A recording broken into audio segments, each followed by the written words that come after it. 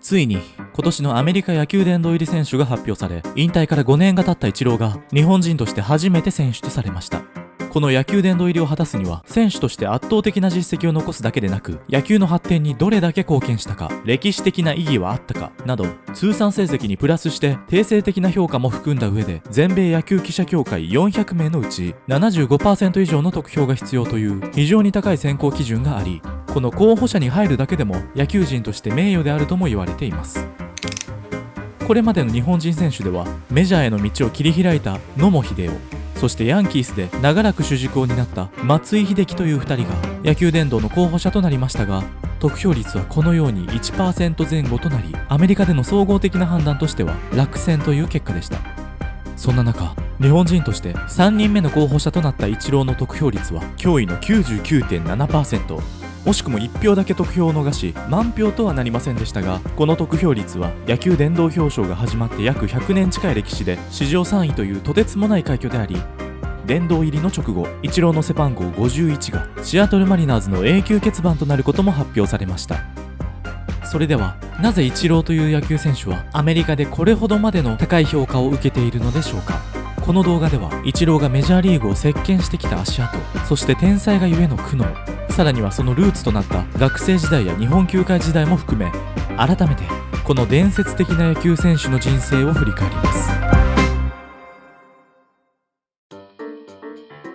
鈴木一郎は小学3年生で本格的に野球を始めると、週7でバッティングセンターに通うほどに没頭。その姿を見た父親から、毎日続けると約束できるなら練習に付き合ってやる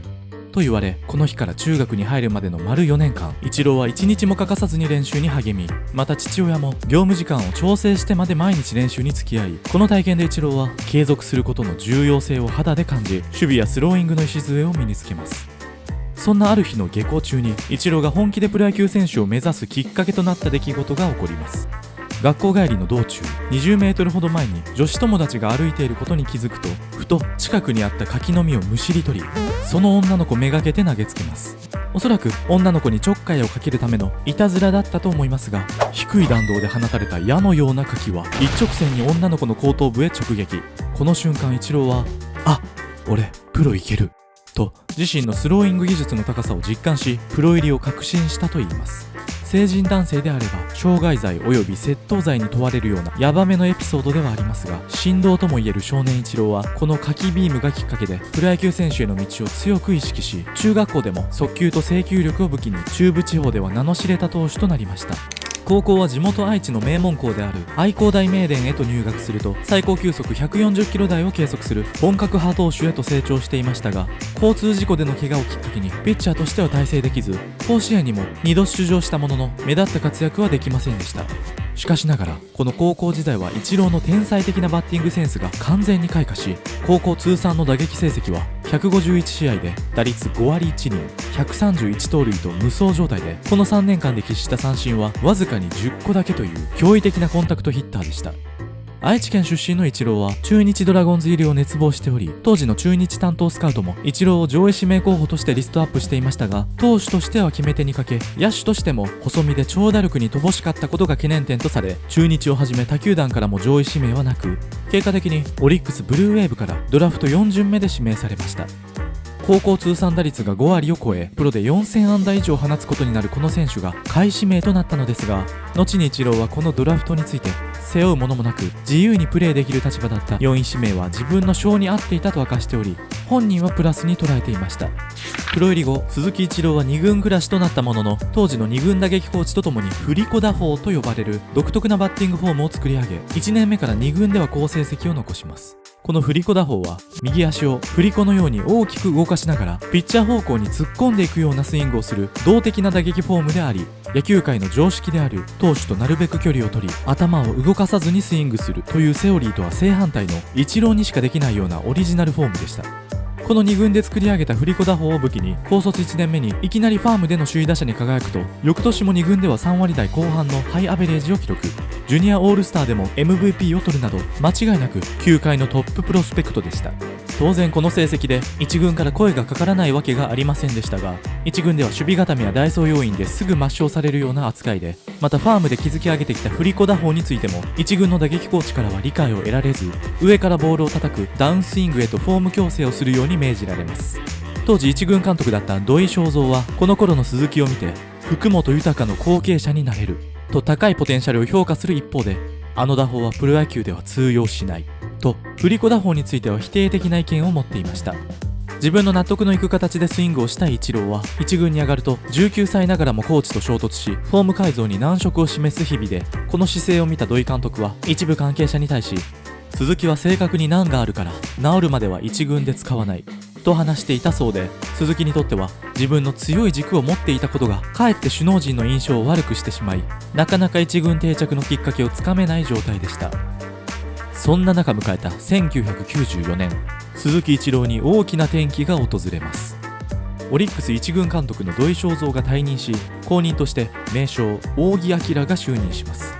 仰木監督といえば近鉄時代には野茂英雄のトルネード投法について、フォームを絶対に変えさせるなと投手コーチに厳命を出すような選手の個性を尊重する育成スタイルを持った監督であり、この仰木監督がオリックスに来て真っ先に目に留まった選手こそが、当時控え外野手として1、2軍を行き来していた鈴木一郎でした。2軍では走攻守で大暴れしていた鈴木を見て、きっかけ次第で1軍でも覚醒すると確信した仰木監督はオープン戦から1軍のスタメンで起用し続けます。さらに開幕間近、鈴木という名字の選手が球界に多くいたことを気にした仰木監督は、いくら打ってもどこの鈴木かわからなくなるな、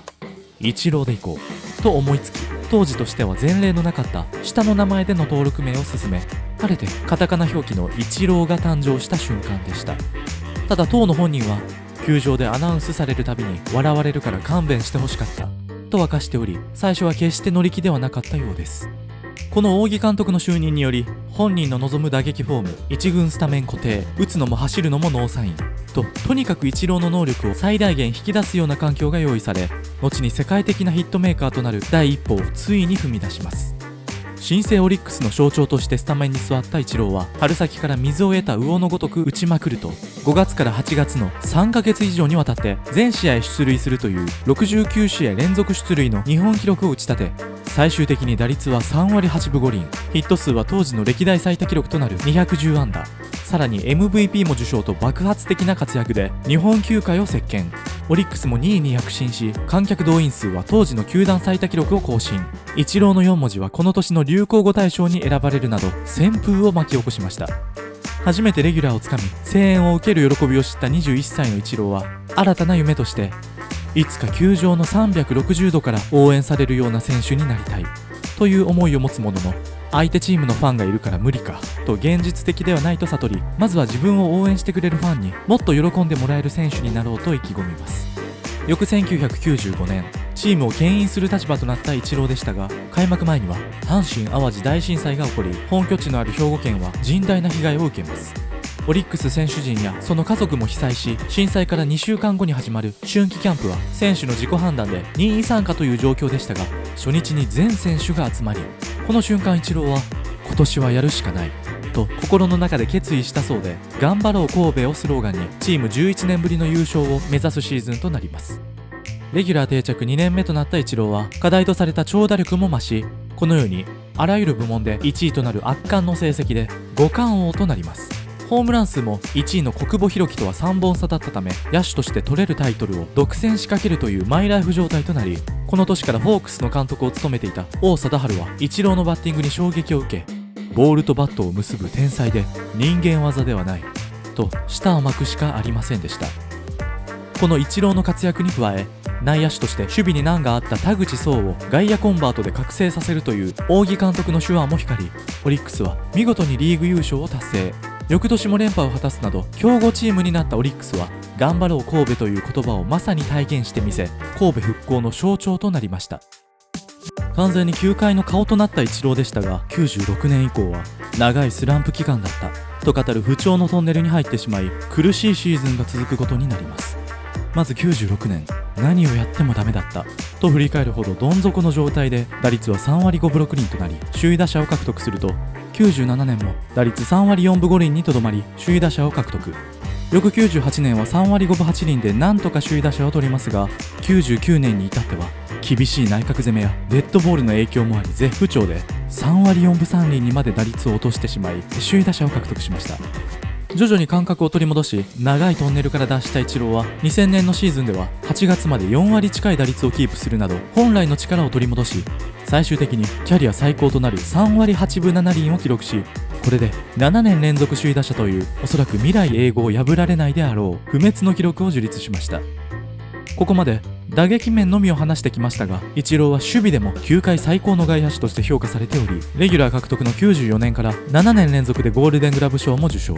強肩で守備範囲も広くライトを守っている華麗な姿に多くの野球ファンは魅了されました。このようにイチローは5ツールプレイヤーとしての実績に加え、その佇まいや言動から醸し出される選手としてのカリスマ性、さらに覚えやすいイチローという名前が全て融和し国民的アスリートへと昇華したわけですが、やはり94年にイチローがプレーしやすい環境を整えた仰木監督の功績は大きく、イチロー本人も僕にとってただ一人の恩師と呼び続け、野球キャリア生涯にわたって最大級の敬意を払っていました。もはや日本ではやることがない状態にも見えたイチローは1996年の日米野球以降メジャーリーグへの移籍を熱望しており、この年のシーズンオフから将来的なメジャー移籍の意思を球団や監督に伝えていました。しかしながら当時はまだ日本人メジャーリーガーの歴史は非常に浅く、2000年時点では野手としてメジャー挑戦した選手は一人もいないという状況が続いていました。当時のメジャーリーグを見ると完全なるパワー野球で体の大きい長距離打者を主体に打線が組まれており、またこの頃は MLB が正式なドーピング検査を実施していなかったこともあって、筋力増強のステロイドを打つ選手も溢れ返っているという異常とも言えるような環境で、ピッチャーならまだしも線の細い日本人バッターがこのアメリカの地で成功することなど到底不可能ではないかと考えられていました。この男が海を渡るまでは。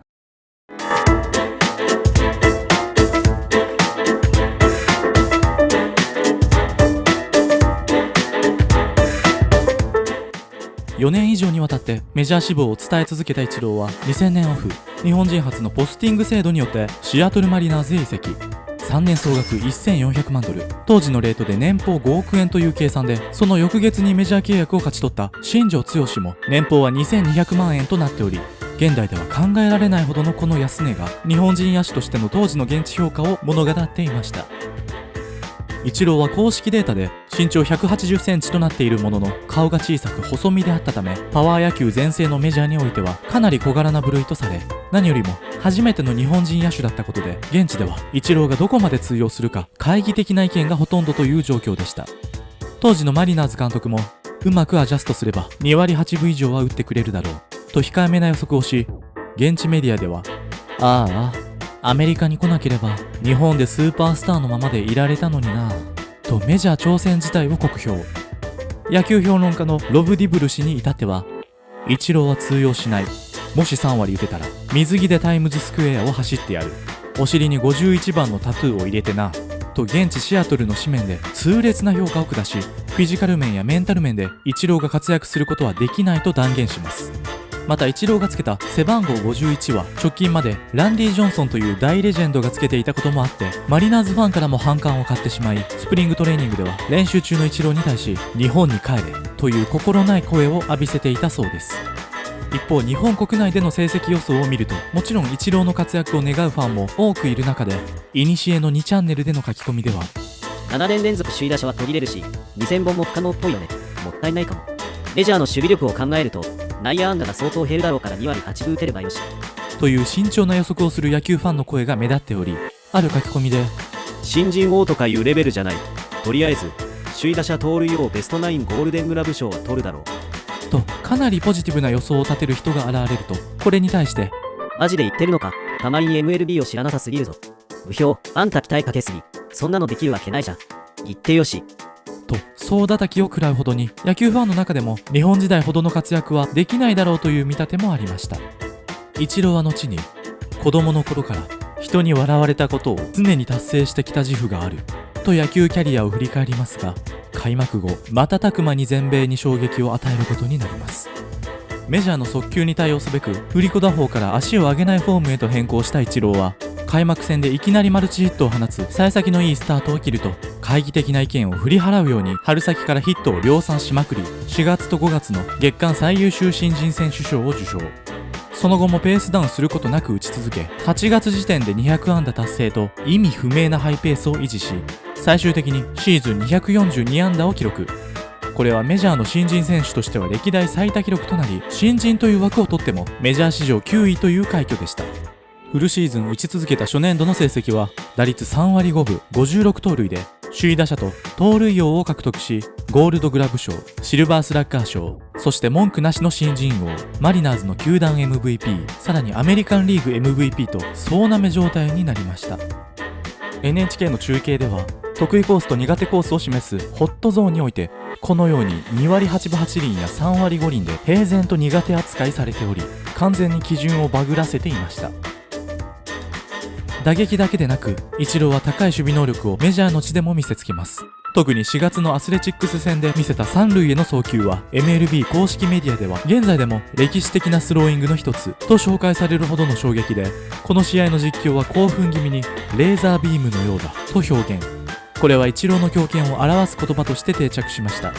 さらにホームランボールでさえもキャッチする広大な守備範囲はエリア51と形容され、ボールがライトに飛ぶだけで球場全体が湧くような華やかで美しいプレーを毎試合のように見せていました。イチローはこの1年目、打っては魔法使い、投げてはレーザービーム、守ってはエリア51と実況に2つ名を付けられるようなインパクトのあるプレーで観客を魅了し続け、そして大柄な長距離打者たちに囲まれて日本からやってきた細身の選手が独自のプレースタイルで優雅に美しくグラウンドで躍動する姿は現地アメリカ人の心もつかみ、オールスターのファン投票では全選手でトップの得票、日本からの得票を差し引いても MLB トップというダントツの票数で、このルーキーイヤーから MLB 最高の人気選手としての地位を手にしました。この社会現象を巻き起こしたイチローを受け、開幕前酷評をしたロブ・ディブル氏は公約通り真冬のタイムズスクエアを水着姿で走る羽目となっており、このようにお尻にはしっかりとシールを貼り付ける反省ぶり。また2チャンネルで袋叩きに遭いながらも初年度の活躍を見事に的中させたこのレスは、その後長らくまとめサイトで取り上げられることになり、2チャンネル黎明期の記念碑のような書き込みとなりました。イチローはこの衝撃的な1年目をインタビューで振り返った際に、当時は日本の野手代表という気持ちが強かったので示さなくてはいけないという覚悟を持って臨んでいた。日本で200本打った人間がメジャーで200本打てないなんてことはあってはならないことで、新人王やゴールドグラブも当然取らなくてはいけない立場だと思っていたと話しており、否定的な意見が多かった周囲の声とは裏腹に大いなる覚悟を持って臨んだシーズンだったことを明かしています。その名をアメリカ全土に知れ渡らせたイチローは翌年以降も変わらぬ活躍を続け、2003年まで3年連続でオールスターファン投票で全選手最多の得票とメジャーリーグのスーパースターという位置づけを確かなものにします。そしてメジャー4年目となる2004年シーズン、30歳となったイチローは伝説的な世界記録を打ち立てます。開幕直後は凡打が続き、4月の月間打率は2割5分とイチローらしからぬ成績で、5月に日米通算2000安打を達成した際も全く笑顔はなく、春先は打席での感触に納得できない状態が続いていました。4月に続き苦しんだ5月を終えた段階で打率は3割3分5厘、5月の月間打率は4割を記録と感覚をつかめないながらも4割打つというまさにイチローを体現した数字でしたが、この成績についてイチローはインタビューで打てるはずがないのに打ててしまっているという印象と語り、日本時代にも同様の現象があったことを回想します。90年代後半は長いスランプ期間だったにもかかわらず、なぜか首位打者になっているという感覚と結果にギャップがある時期があることを自己分析した上で、感覚を失って不調だと思う時にしか好調は現れないのかもしれないという哲学者のような発言をしており、インタビュアーを困惑させました。本人にとってはスランプだった春先の結果を踏まえ、打撃フォームを微調整した結果、夏場になるとついに本人の納得のいく形でスイングができるようになり、7月は4割3分2厘、8月は4割6分3厘と驚異的な月間打率で、この2ヶ月だけで107安打を記録。もはや誰も止められない状態となったイチローは最終的にシーズン262安打を放ち、不滅の記録とされていたジョージ・シスラー氏の記録を84年ぶりに塗り替え、長いメジャーリーグの歴史で最多記録を樹立しました。球場にはシスラー氏の親族も駆けつけ祝福を受けるとともに、このシーズン終了後には歴史的偉業を成し遂げた選手のみに贈られるメジャーリーグコミッショナー特別表彰を授与されました。この年の記録でシーズン安打記録の歴代トップ10に2度も名を連ねたことになり、100年前のおじいさま方の中に1人だけ2000年代の青年が紛れ込んでしまうというタイムトラベル状態となってしまい、さらにはホットゾーンを見るとこのように限界突破しており、ストライクゾーンに投げた時点で負けであり、ボールゾーンでも投げ損じが許されないという投手泣かせのバッターとなり、このシーズンの打率3割7分2厘は21世紀のメジャーリーグで最高の数字となっています。現地の CM でどうすればそんなにヒットを打てるのかを問われたイチローは、誰もいないところに落とすだけさとさらりと回答していますが、この言葉の通りに痛烈な打球のヒットはもちろん、弱いゴロでのショート前ヒットも多く、これを警戒し浅めに守っていると、狙いすましたかのようにショート後方にポトリと落とすテキサスヒットもお家芸となっており、投手泣かせであり内野手泣かせの打者でもありました。本人曰く、これらはほとんどが偶然ではなく必然的なヒットだと話しており、芯で捉えることが全てではなく、詰まっていてもスイングの形が良ければおのずとヒットコースに飛ぶ感覚を持っているというイチローは、球種や状況に応じてわざと詰まらせる、詰まることが最適であるという打席も多かったといいます。イチローは全ての打席で何かしら学ぶべきこと、改良すべきことがあるとも話しているように、凡退した打席こそ成長の機会であるという意識で打撃を探求し続けた結果、2004年のように歴史に名を残すまでの安打製造機となりましたが、特筆すべきはそのシーズンごとの安定感でもありました。自身の身体的特性を理解した上で、無駄な筋肉はつけずしなやかで故障しづらい体を作るためのトレーニングに徹底的に取り組んだ結果、故障での離脱は皆無であり、さらに日々の様々なルーティンを守り続けたイチローは、些細な体調の変化や感覚の違いにも敏感に察知でき、打撃不振での離脱もなく、結果的にイチローは2001年のメジャーデビューから2010年まで10年連続で3割200安打25盗塁というメジャー史上初の継続記録を樹立し、さらにはゴールドグラブ賞受賞、オールスター選出も10年連続で達成。そのオールスターゲームでは2007年に史上唯一のランニングホームランを放ち、日本人初のオールスター MVP も受賞しています。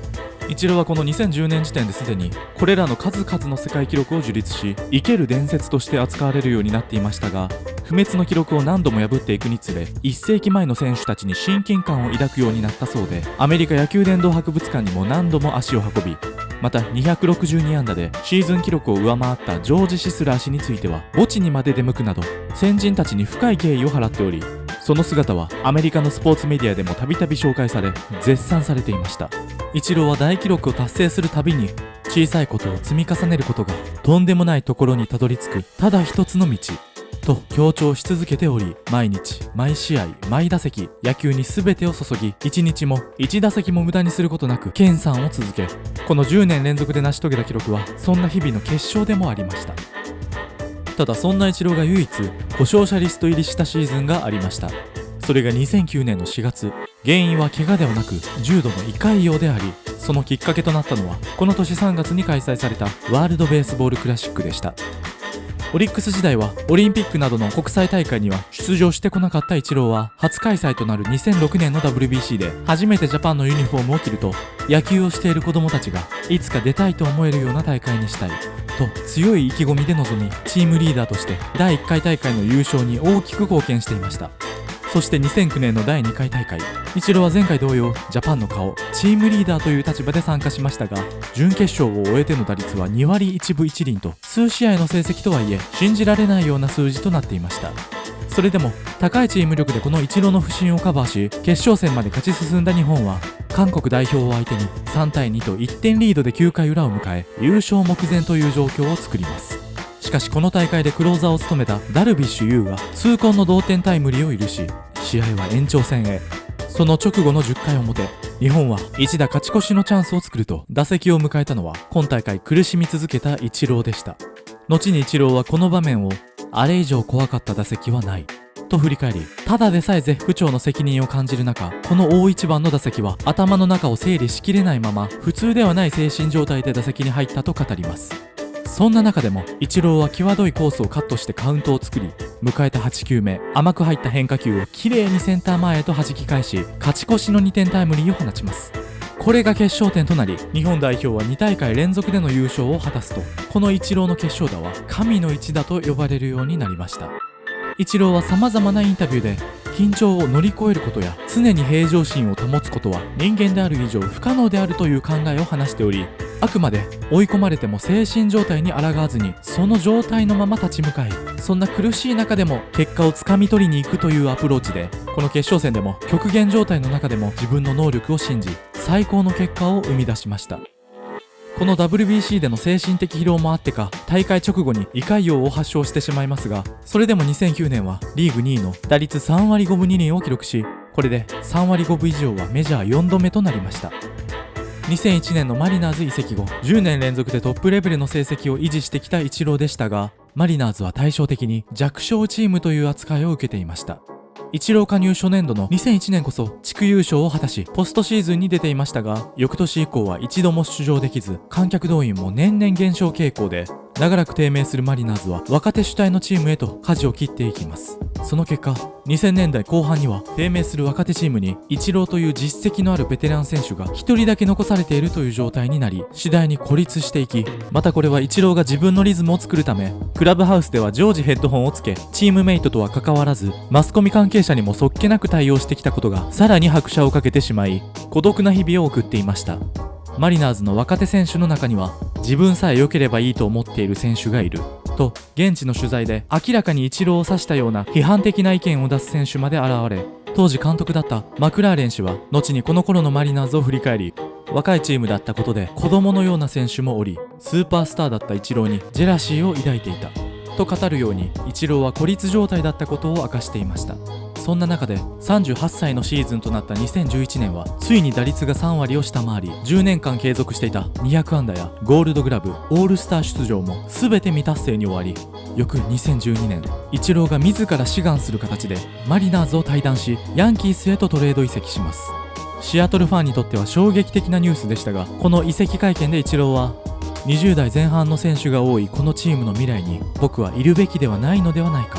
また僕自身環境を変えて刺激を求めたいという強い気持ちが芽生えたと話し、メジャー12年目にして初めてマリナーズ以外のユニフォームに袖を通すことになりました。再建を図る若いチームからメジャーリーグの名手へと渡ったイチローでしたが、このニューヨークヤンキースという勝利が義務付けられているチームへの移籍によって立場や役割が大きく変わったイチローは、主に8番や9番もしくは守備固め要員とスタメン兼スーパーサブという位置づけになりましたが、献身的に与えられた役割を全う。この起用法に加え、自身と同じく伝説級の実績を持つキャプテンのデレク・ジーターの姿に感銘を受けたというイチローは、このヤンキースではチームメイトと気さくに話したり、マスコミへの対応も柔和になったりと、選手像だけでなく明らかに内面も変わっているように見え、記者や関係者たちの間でもヤンキースへの入団で人となりが変わったという声も目立ちました。ヤンキース3年目となる2014年は2割8分4厘と一定の打率を残すものの、メジャーのキャリアでは初めて規定打席に届かず、このシーズンオフに FA となったイチローはマイアミマーリンズへと移籍。マーリンズは古巣のマリナーズ同様に長らくポストシーズンから離れる再建中のチームではあったものの、スタントンやイエリッチ、オズナやゴードンといったスター候補も多く抱えていたため、このイチローとの契約の意図としては、未来のホープたちに向けて現役スター選手の背中を見せるような良き手本としての役割もはらんでいました。あるマーリンズの選手はイチローについて、英語だけでなくスペイン語も使いこなし、ずっと冗談を飛ばしていたと話しており、孤立していたシアトル時代からヤンキースを経て、この頃にはチームメイトと積極的に関わり、プレイヤーの役割としては代打や守備固め、そして主力の休養日にはスタメン出場、さらに大差のついた試合では投手登板まで果たすなど、レジェンドでありながらもチームのために様々な役割を全うする姿は周囲からもリスペクトされ、そしてチーム内で愛された存在となり、イチロー自身もチームメイトについて、みんな可愛くてしょうがない感じと関係性の深さが垣間見える言葉もありました。そんなマーリンズ時代の2016年、イチローはアメリカ野球殿堂のチケットとも言われる大記録、メジャー通算3000安打をスリーベースヒットで達成。メジャー16年目での達成はピート・ローズと並んで史上最速。また27歳でメジャーデビューした選手で3000安打達成は史上初という偉業であり、達成の瞬間、マーリンズのチームメイトはイチローの元へ駆けつけて祝福し、イチローがベンチへ戻ってからも様々な選手や球団スタッフたちから代わる代わる声をかけられ抱擁されます。するとその後、イチローはサングラスをかけるとナインから不自然なほど距離を空けた位置に腰掛けましたが、中継のカメラではイチローの頬に涙が伝っていることが映し出されていました。これまで何度も節目の大記録を達成してきたレジェンドですが、紆余曲折を経てナインに慕われたマーリンズというチームで3000安打を達成できたことは、イチローにとっても特別な思いがあったのかもしれません。イチローはこの日の会見で、あんなに達成した瞬間にチームメイトたちが喜んでくれて、ファンの人たちが喜んでくれた。僕にとって3000という数字よりも、僕が何かをすることで僕以外の人たちが喜んでくれることが、今の僕にとっては何よりも大事なことだということを再認識した瞬間でした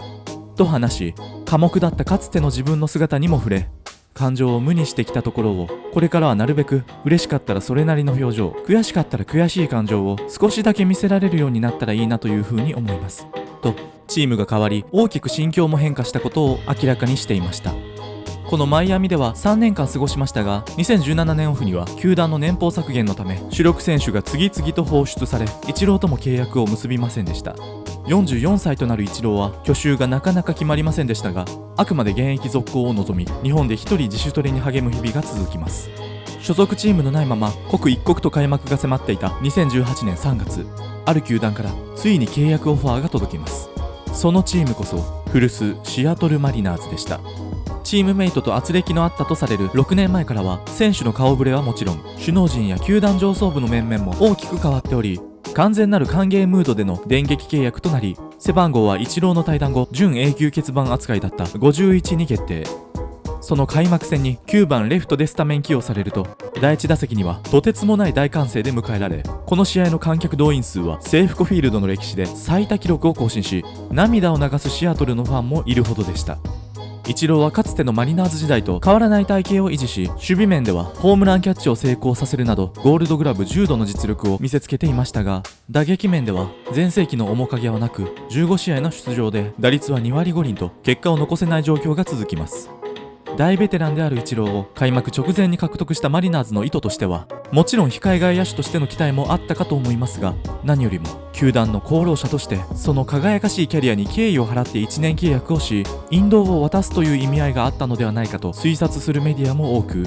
この日本が生んだスーパースターの幕引きが少しずつ近づいていることは受け入れざるを得ない現実でした。打率2割5厘となった時点の現地シアトル市では、イチローは40人の枠から外され、事実上の戦力外となることは秒読みなのではないかという記事も出ている中、5月3日マリナーズから球団発表があり、イチローの肩書きが選手からスペシャルアシスタントアドバイザーへと変わり、残りシーズンは出場できない契約となったことが明らかになります。ただこれは戦力外でもマイナー契約でもない特別待遇という内容で、マリナーズは翌2019年の開幕カード2試合が東京ドームで実施されることがすでに決定していたこともあってか、翌年以降の選手復帰の可能性を残した配置変更であり、イチローへ最大限の敬意を払った契約内容という見方もありました。モチベーションの維持が難しい中でも、イチローはアドバイザーとして選手への助言や練習の補助をしつつ、自身も来季へ向けてトレーニングを続ける日々を送ります。そして迎えた2019年の開幕シリーズ、東京ドームは超満員となり、全観客がイチロー目当てという特別な環境での試合で、イチローの打席では数えきれないほどのフラッシュがたかれ、45歳の勇姿を見届けます。開幕初戦はノーヒットに終わり、翌日の開幕第2戦、この試合途中にイチローが今日限りで現役を引退するという速報が各テレビ局で一斉に報じられると、ソーシャルメディアでも騒然となり、球場はどよめきが沸き起こりました。正式に引退試合となったこの試合で、大観衆がイチロー最後の1安打を願うという異様な雰囲気となりましたが、この試合の第4打席、イチローはショートゴロに打ち取られ、結局この開幕カードでは無安打に終わり、最終年は打率0割での引退となりました。4打席を終えた時点で交代となりましたが、マリナーズ監督の計らいでイチローは慣れ親しんだライトの守備位置に一度ついてから交代が告げられ、このライトからベンチへ下がるまで、観客やチームメイトはもちろん、相手チームの選手、そして首脳陣からもスタンディングオベーションが沸き起こり、その万来の拍手は数分間止むことがなく、大歓声の中ではイチローへの感謝の声や、オリックス時代からの定番であるイチローコールをする声、そして同時に多くの泣き声も入り混じり、東京ドームの5万人がそれぞれの感情を爆発させながらイチローの背中を見送りました。イチローは一野球選手として素晴らしい数字を残しましたが、それ以上にイチローとはスーパースターでした。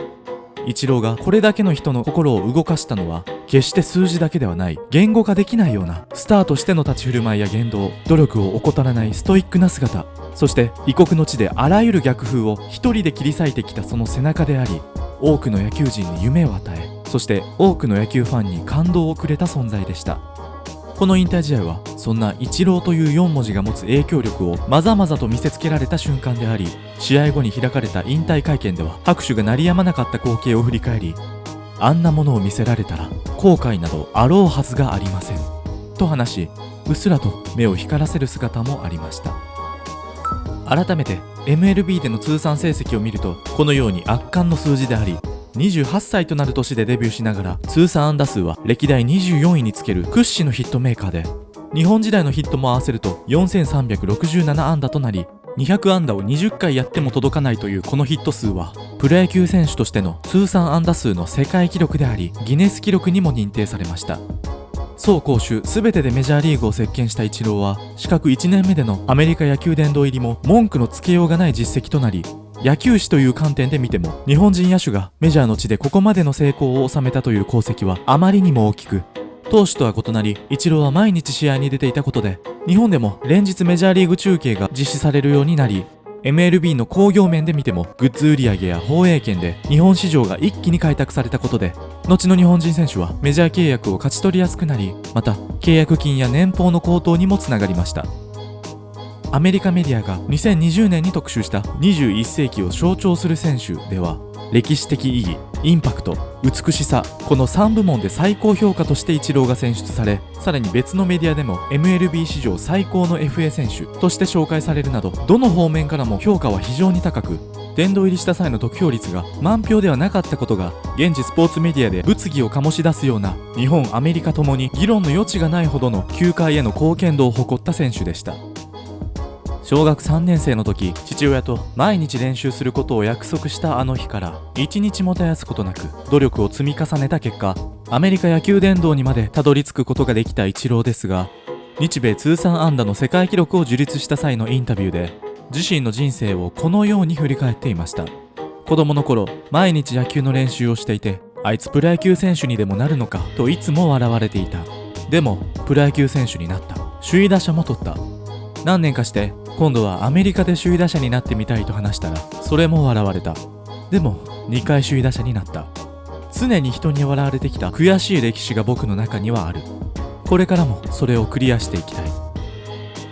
プロ入りもメジャーでの活躍も周囲から不可能だと言われてきた中で、それを実現させた鈴木一郎。初めてプロで活躍した94年にぼんやりと描いた360度から応援される選手になりたいという夢も不可能であると思われていましたが、まさにこの東京ドームでの花道で実現したのでした。